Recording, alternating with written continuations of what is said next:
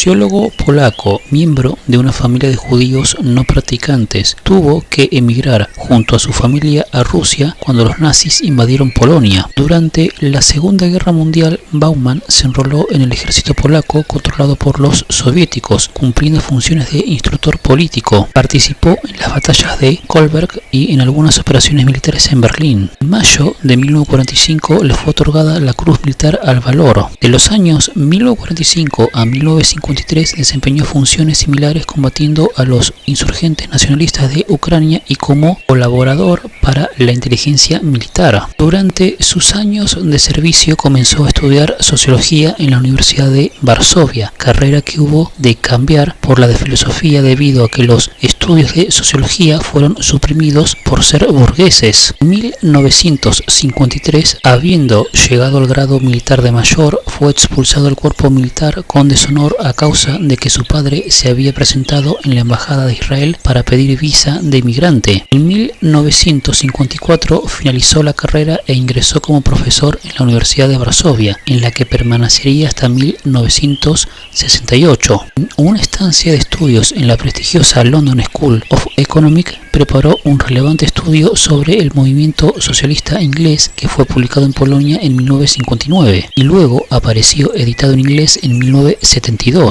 Entre sus obras posteriores destaca Sociología para la vida cotidiana de 1964, que resultó muy popular en Polonia y formaría luego la estructura principal de Pensando sociológicamente de 1990. Fiel en sus inicios a la doctrina marxista, con el tiempo fue modificando su pensamiento cada vez más crítico con el proceder del gobierno polaco. Por razones políticas se le vedó el acceso a una plaza regular de profesor y cuando su mentor, Julian Hirschfeld, fue nombrado por la UNESCO en París, Bauman se hizo cargo de su puesto sin reconocimiento oficial. Debido a fuertes presiones políticas en aumento, Bauman renunció en enero de 1968 al partido y en marzo fue obligado a renunciar a su nacionalidad y a emigrar. Ejerció la docencia primero en la Universidad de Tel Aviv y luego en la de Leeds, con el cargo de jefe de departamento. Desde entonces, Bauman escribió y publicó solamente en inglés, su tercer idioma, y su reputación en el campo de la sociología creció exponencialmente a medida que iba dando a conocer sus trabajos. En 1992 recibió el premio Amalfi de Sociología y Ciencias Sociales y en 1998 el premio Theodor Adorno otorgado por la ciudad de Frankfurt. La obra de Bauman comprende 57 libros y más de 100 ensayos, desde su primer trabajo acerca del movimiento obrero inglés, los movimientos sociales y sus conflictos mantuvieron su interés, si bien su abanico de intereses fue mucho más amplio. Muy influida por Gramsci, nunca llegó a renegar completamente de los postulados de Marx. Sus obras de finales de los 80 y principios de los 90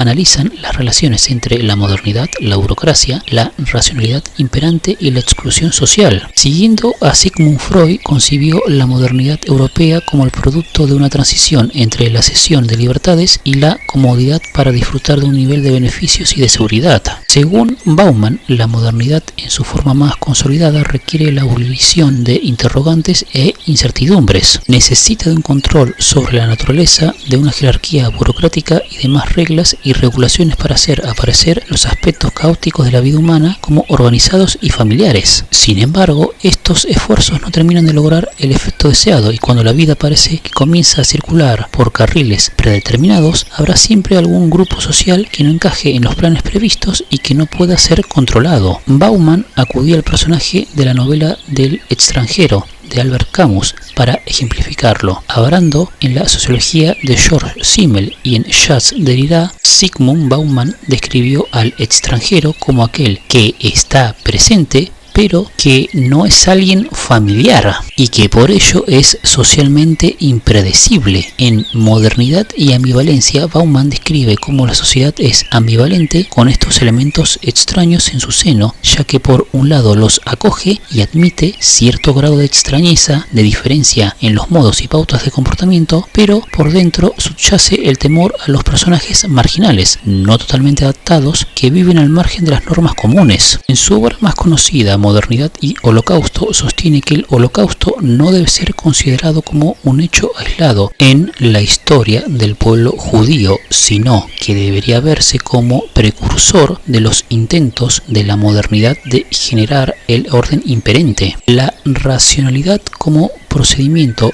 la división del trabajo en tareas más diminutas y especializadas, la tendencia a considerar la obediencia a las reglas como moral e intrínsecamente bueno, tuvieron en el Holocausto su grado de incidencia para que éste pudiera llevarse a cabo. Los judíos se convirtieron en los extranjeros por excelencia y Bauman, al igual que el filósofo Giorgio Agamben, afirma que los procesos de exclusión y de descalificación de los que no catalogable y controlable siguen siendo vigentes. Al miedo difuso, impreciso, que no tiene en la realidad un referente determinado, lo denominó miedo líquido. Tal miedo es omnipresente en la modernidad líquida actual, donde las incertidumbres cruciales subyacen en la motivación del consumismo. Las instituciones y organismos sociales no tienen tiempo de solidificarse, no pueden ser fuentes de referencia para las acciones humanas y para planificar a largo plazo. Los individuos se ven por ello llevados a realizar proyectos inmediatos a corto plazo, dando lugar a episodios donde los conceptos de carrera o de progreso pueden ser adecuadamente aplicados, siempre dispuestos a cambiar de estrategia y a olvidar compromisos y lealtades en pos de oportunidades fugaces.